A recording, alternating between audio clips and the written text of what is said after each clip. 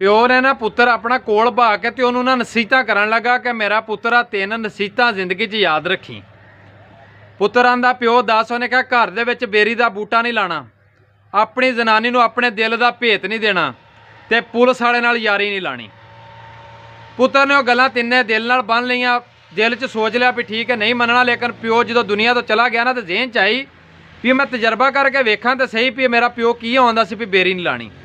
घर च बेरी लाती, कोई 2 साल बाद जवान होई तो घोड़े ते लंघण लगा तो उसदी पग ना तो कंढे अड़े ते पग लथ के थले डिग पई। उन्हें जल्दी नाल बेरी घर दे विचों पटाती। उन्हें कहा प्यो मेरा सच्चा सी, ये जिहड़ी बेरी है बंदे दी पग लांदी है। हुण उन्हें सोचा भी पुलिस वाले नाल यारी नहीं लानी ते जनानी नूं अपना भेत नहीं देना। वो किते शहर च गया तो उथों ना कोई थोड़ा जिहा गोश्त लैके ना कपड़े च बन के ते घर लाया तो जनानी नूं आंदा पेटी खोल। उन्हें पेटी खोली, विच रख दिता तो खून का ना कपड़ा नुचड़िया सी। जनानी आंदी इहदे च की? आंदा मैं एक बंदा मारिया, उहदा सिर ला के लै आया वां ते तू ये गल किसे नूं दसणी नहीं। जनानी आख्या ठीक है। ਉਹਦਾ पुलिस वाला यार सी, वो पुलिस वाला कोई दूसरे दिन आ गया तो जनानी परेशान बैठी होवे, उन्होंने आंदा भैन की होया वे भरजाईए दस मेरीए। वो आंदी भरावा की दसा, तेरा भरा काम कर आया एक बंदे का सिर ला के पेटी च धरदा लियान के, मैं हुण परेशान हाँ भी जे पता लग गया किसी नूं तो की बनेगा। तो बंदा मेरा आ गया किसी नूं दसी ना, तो हुण मैं तेनू दस बैठी हाँ, तू गाह ना दसी। पुलिस वाला आंदा ठीक है। थाने गया, जाके आंदा भी मैं तो नहीं जा सकता, मेरा वो भरा बनया, तो तुसीं जाओ उहदे घर आ जाई ना, सिर लत्था बंदे का पिया तो बंदा फड़ लो।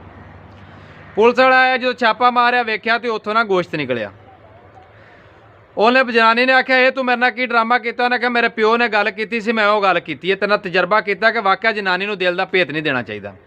जनानियां कई जिहड़ियां होंदियां ने अक्सर विचों भोलियां होंदियां ने, उन्हां नूं बाद च पता लगदा बंदियां दी गल दा ना। किसी ने सियाणे ने आख्या सी ना कि मर्द बनदा उमर गवा के, रन बनदी खसम नूं खा के।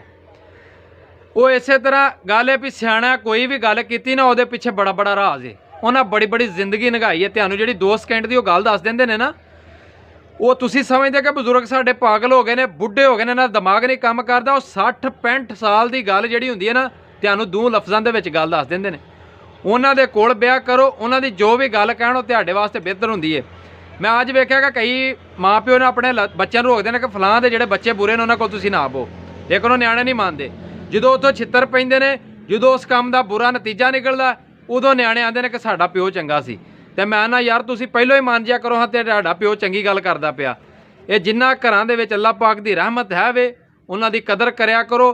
नहीं ते तुहानूं अपने प्यो दी नहीं ना कदर, ते उहनूं जाके पुछो जिहदे सिर ते उहदा प्यो कोनी।